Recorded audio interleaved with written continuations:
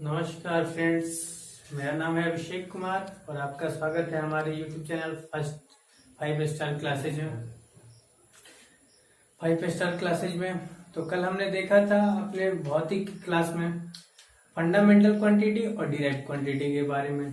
तो आज हम आगे जानेंगे उन राशियों के कुछ अलग रूप के बारे में और उनसे आगे बढ़ के देखते हैं कि और क्या आगे हमारे फिजिक्स में है।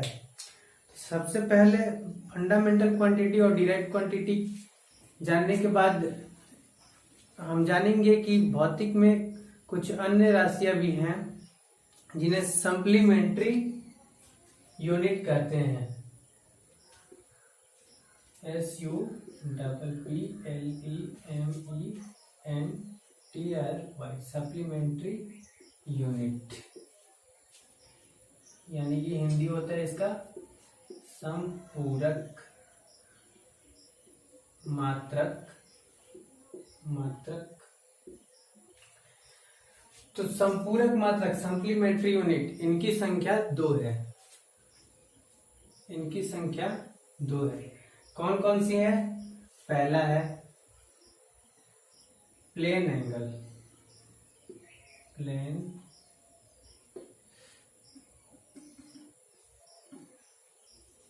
एंगल, जिसका SI यूनिट होता है रेडियन, RADIAN रेडियन, और इसे RED रेड से सूचित किया जाता है। सेकंड है सॉलिड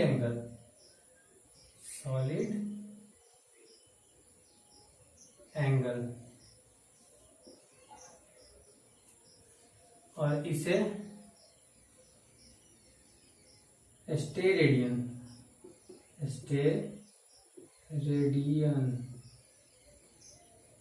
कहा जाता है, और इसे सूचित किया जाता है SR से। तो ये है सप्लीमेंट्री यूनिट, फंडामेंटल यूनिट और डिराइव्ड यूनिट। जानने के बाद हमने जाना सप्लीमेंट्री यूनिट। अब जानते हैं कुछ symbol of various type of power of 10। तो सबसे पहले उनके बारे में जानते हैं। बहुत सारे लोगों को दिक्कतें होती हैं ये चीजें याद करने में कि याद कैसे होता है। तो बहुत ही इजी है, कविता कहानी की तरह भी याद हो जाता है ये। तो जानते हैं कि इसको याद कैसे करते हैं। तो सबसे पहले देखते हैं various symbol of various type of power 10।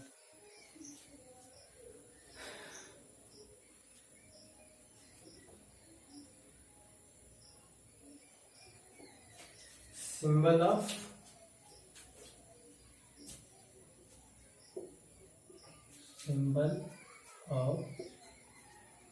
Various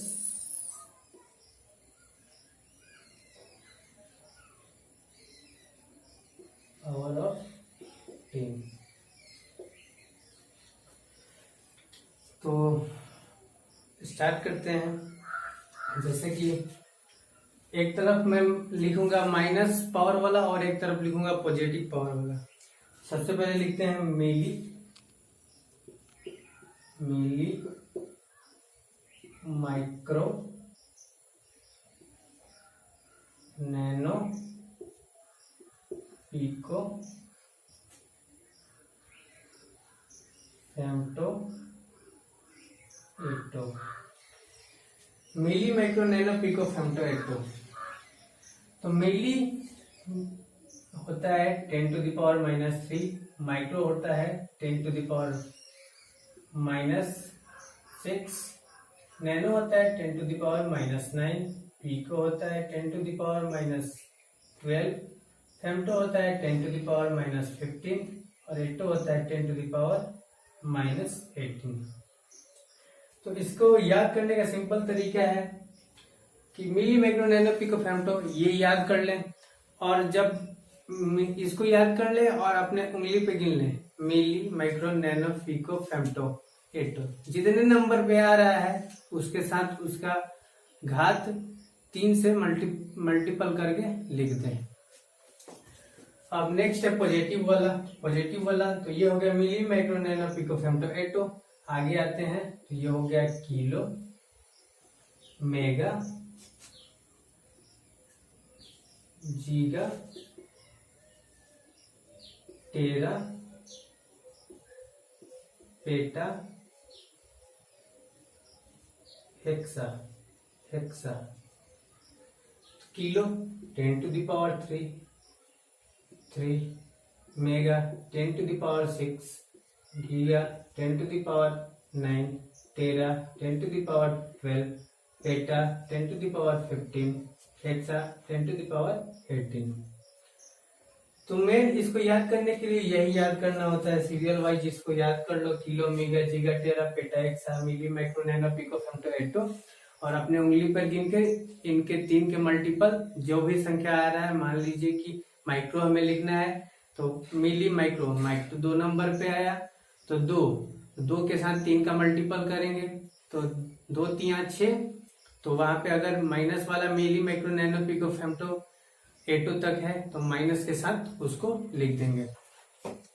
अब आगे बढ़ते हैं राशियों के मात्रक और उनके डायमेंशन की ओर, कि उनका डायमेंशन क्या होता है, डायमेंशन यानी कि बीमा। चलते हैं।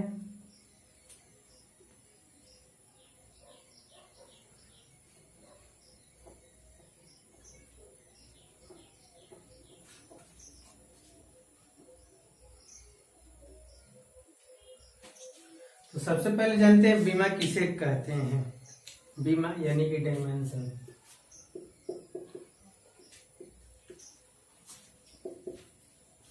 डायमेंशन बीमा।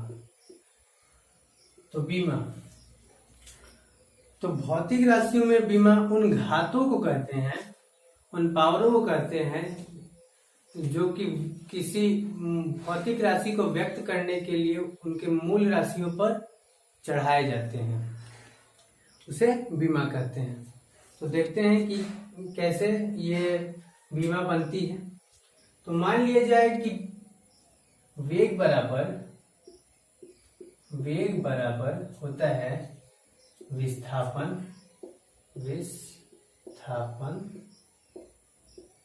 बटा समय। तो विस्थापन जो है ये हो गया एक तरह का लंबाई।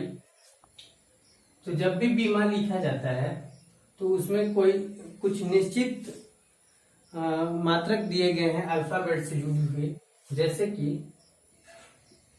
द्रव्यमान का बीमा होता है कैपिटल M, समय का बीमा होता है कैपिटल T, लंबाई या दूरी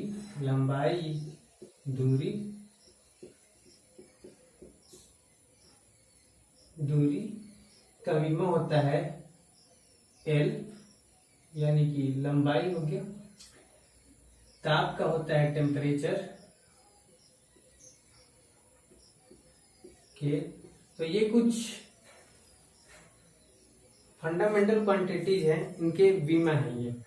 और जो डिराइव्ड क्वांटिटी है उनकी बीमा निकालने के लिए फंडामेंटल क्वांटिटी की बीमा जानना जरूरी है।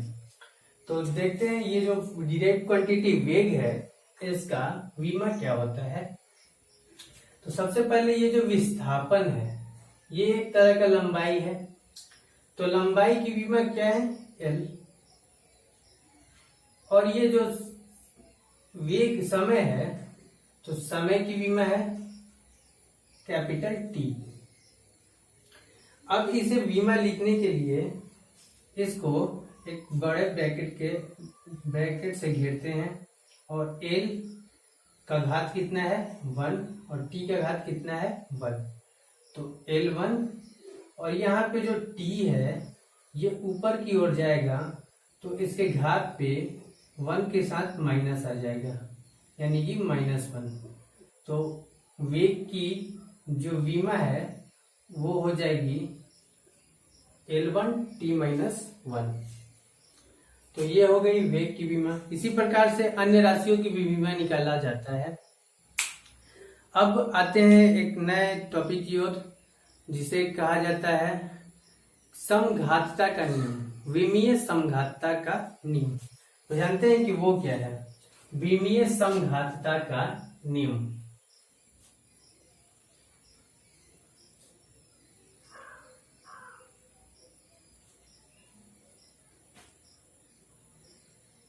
विमीय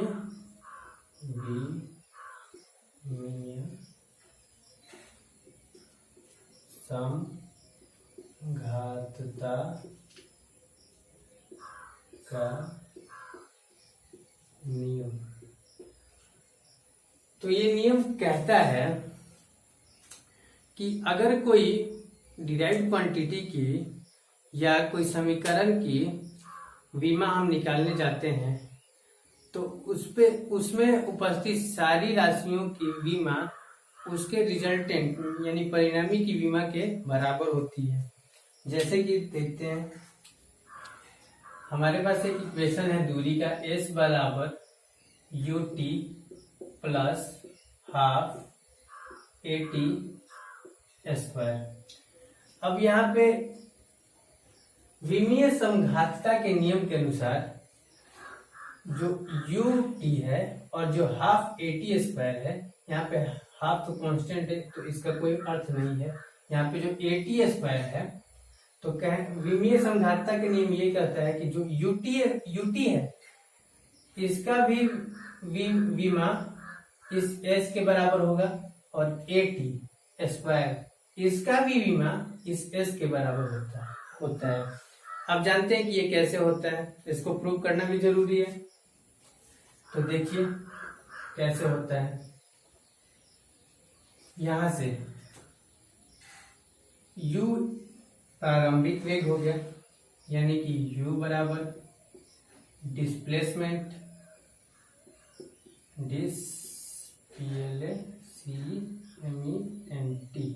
डिस्प्लेसमेंट यानी कि s बटा टाइम t टाइम।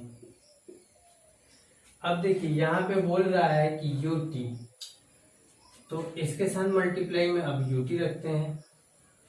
ये तो हो गया u का वैल्यू जो हम लोग अभी निकाले, और ये हो गया टाइम, यहां से जो आया टाइम। तो ये टाइम और ये टाइम कट गया, बचा क्या डिस्प्लेसमेंट, जो कि यहाँ पे डिस्प्लेसमेंट। तो ये तो हो गया, ये बराबर हो गया इसके। समघातता का नियम अभी प्रूव नहीं हुआ है, अभी एक ही हुआ है। दूसरा को देखते हैं, at स्क्वायर। अब देखिए एक्सेलरेशन क्या होता है, यानी कि त्वरण। तो वेग में परिवर्तन की दर को त्वरण कहते हैं। तो वेग में परिवर्तन की दर यानी कि, एक मिनट मिटा देते हैं, साफ साफ दिखाई दे, ऊपर से कुछ मिटाते हैं, ऊपर ही लिखेंगे। तो यहाँ पे a बराबर होता है v बाई टी, और v बराबर क्या होता है, v बराबर होता है, इसको एक्सटेंड करेंगे तो v बराबर होता है s by T, T by में टी। यहाँ पे कुछ नहीं है तो 1 कर देते हैं, ये ऊपर ये ऊपर, तो क्या होगा s बाई टी स्क्वायर। अब जो ये कह रहा है कि at स्क्वायर किसके बराबर होना चाहिए, s के, तो देखते हैं at स्क्वायर को लिखते हैं at स्क्वायर बराबर s by T square into T square. ये टी स्क्वायर से ये टी स्क्वायर गया, बच के गया s, जो कि इसके बराबर है। तो समघातता का यही नियम कहता है कि जो भी इक्वेशन में दी हुई राशियां हैं उनके विमीय घात बराबर होंगे। तो ये रहा समघातता का नियम। अब कुछ दूरी के मात्रक हैं, उनके इकाई हैं, उनके बारे में थोड़ा जानते हैं।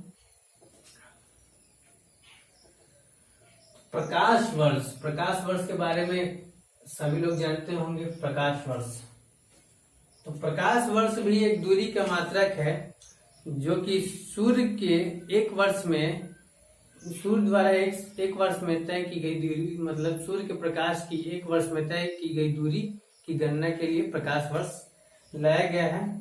तो एक प्रकाश वर्ष बराबर होता है 9.46 इंटू 10⁻15 मीटर।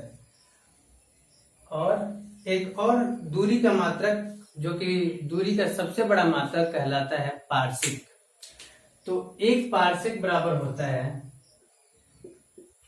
3.08 गुना 10⁻16 मीटर, जो कि ये दूरी का एक पारसिक, एक पारसिक, और ये हो गया एक प्रकाश वर्ष। तो एक प्रकाश वर्ष बराबर होता है 9.46 into 10⁻15 meter and 1 parsec is equal to 3.08 into 10⁻16 meter. ये जो एक पारसेक है ये दूरी का सबसे बड़ा मात्रक है, सबसे बड़ा मात्रक। तो ये रही कुछ दूरी की मात्रक, इनके बारे में हम आज जाने। कल नेक्स्ट चैप्टर में हम लोग जानेंगे सदिश और अदिश के बारे में कि सदिश और अदिश होता क्या है। तब तक के लिए थैंक यू। हमारे चैनल को सब्सक्राइब करें, लाइक करें, कमेंट करें और शेयर करें, और बेल आइकन को दबाना ना भूलें क्योंकि नोटिफिकेशन आपके पास सबसे पहले पहुंचे। Thank you.